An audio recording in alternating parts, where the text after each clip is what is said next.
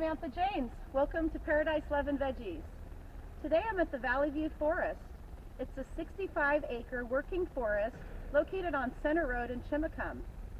It's kind of loud. I don't know if you can hear the cars, but it's right off the highway. Really convenient for people of this area to come and take a walk around the forest. It's beautiful. It's got lots of trees and ferns.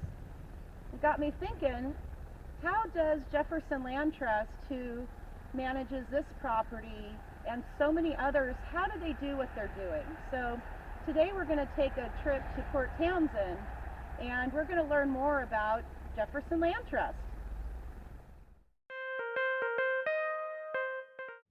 Well, I'm in Port Townsend. It's a little bit chilly. The wind is blowing pretty good. I'm here with Eric Kingfisher from Jefferson Land Trust. Okay, hi. I'm Eric. Happy to be here. Hi, Eric. Thanks for letting me come by today. So I was wondering, I was up at the Valley View Forest this morning, and it got me to thinking about Jefferson Land Trust, and just thought viewers would like to understand a little bit more about what you guys do, how you came to be, how long you've been doing what you do. Yeah. So, That's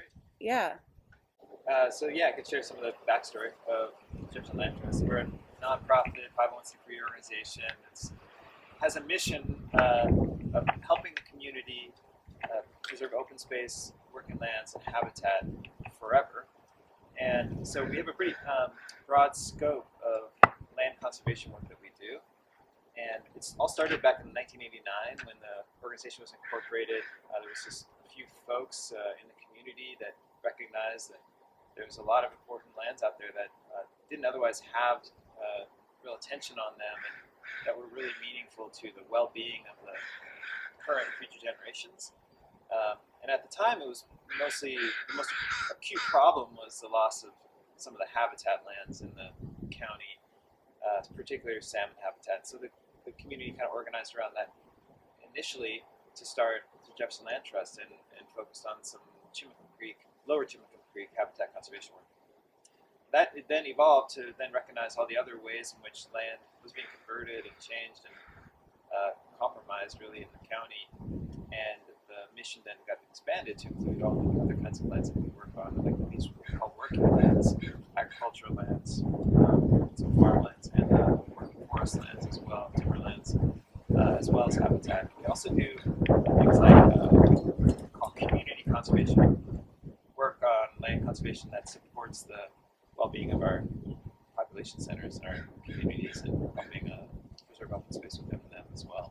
Well, you kind of answered my question because I used to think you just did like farm protection until I knew about the forest. So you kind of answered a question that you work with the Salmon Coalition and you work with other places to give me an idea of like so wetlands you mentioned, wildlife corridors also, right?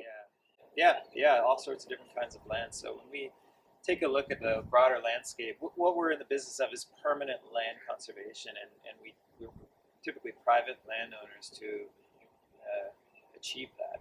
And we have a conservation plan that outlines all the different kinds of conservation properties and objectives that we do have as a conservation organization representing our community as a nonprofit. And we'll prioritize different kinds of places that are serving a certain kind of ecological function, that they're functioning in a certain way that we recognize is important now and will always be important for current and future generations. And we'll work with the landowner to find some sort of conservation solution if they're willing or interested in that. And then of course we work with farmland a lot too. We've helped protect over 1,000 acres of farmland from the threats of conversion and development. And when we say protect lands, we mean that in lots of different ways. There's a big spectrum of protection,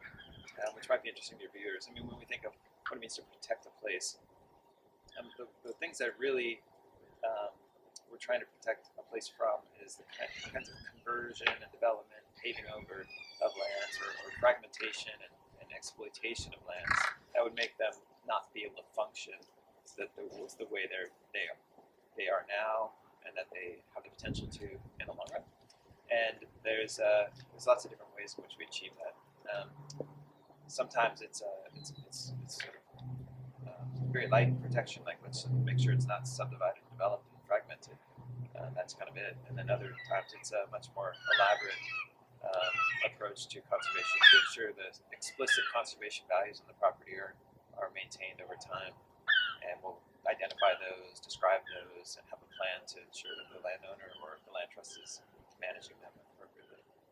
Okay, so I know everyone wants to know, how do you guys pay for this? Yeah. Yeah. How is it, just people donating money, or are you guys getting grants, or how does it? I mean, because you're talking some big dollars here. Right. Clearly. Yeah. Well, real estate's expensive, and we have a lot of different ways in which we make this happen. And I guess the easiest way to think about it is maybe hypothetically, let's say a landowner comes to the land trust and says, "I have this property. I would like you to have it. I would like you to buy it from me because it has high conservation value." The land trust then says, "Well, let's take a look and see if that meets our mission and our conservation plan and our priorities and our strategies." And if it does, if it's a good fit as far as a conservation priority in our process, then perhaps it's something that we can then start to look for funding for. And we then go out and compete for funding in several different sources out there in the world. There are federal programs at federal level that are public programs that are managed by groups like the United States Department of Agriculture, or even the Forest Service, or any number of different agencies that have programs that are dedicated to help communities protect land and preserve it for its function, whether that's agricultural land, forest land, or habitat lands. But we can go compete for those federal dollars. It's a national competition for those dollars, so it doesn't always work. We've been successful in some cases where the farm or the property has exceptional, nationally significant conservation values, and we can compete for those. And that's part of what we do as a land trust, is go bring in those dollars to the community through those programs. There's also state programs, similarly, that are publicly funded programs where the state has and the public we have priorities as a public to preserve and protect land for all of the public benefits that provides. By protecting land, we're providing lots of different public benefits. And so there's sometimes funding programs established for us to then go compete for. And these are long processes. We will identify a property, we'll articulate the conservation case for the property, we'll apply for the grant funding through any number of different sources, these public sources. So this takes a while. It's a big process. How long? 6 months to 2 years when you guys? Yeah, I mean, the fastest project I've seen us do is probably 6 months, and then some projects there's,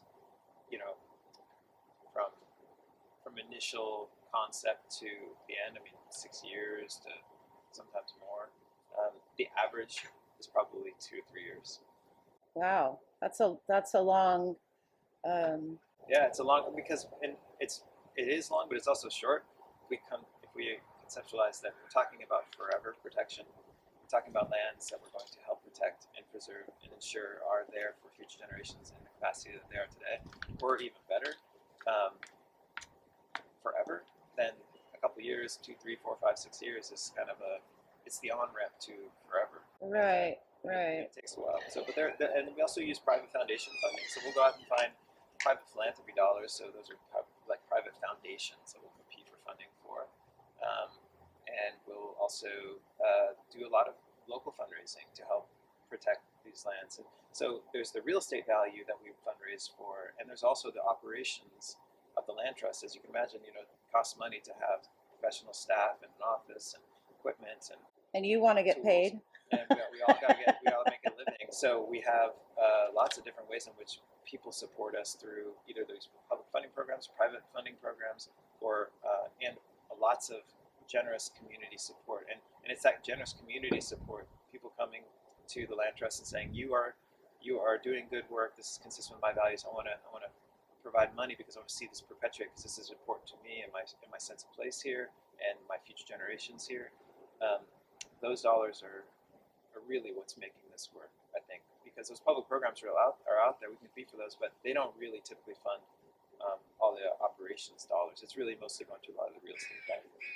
I see. So if someone wanted to support what you guys do and they didn't have a property to, work Yeah. with you, and they didn't maybe have the financial resources, is there any way that they can get plugged in to working with Jefferson Land Trust? Is there any volunteer opportunities or anything like that? Yeah, absolutely. So as a local community-based nonprofit, you can imagine we have several different volunteer opportunities.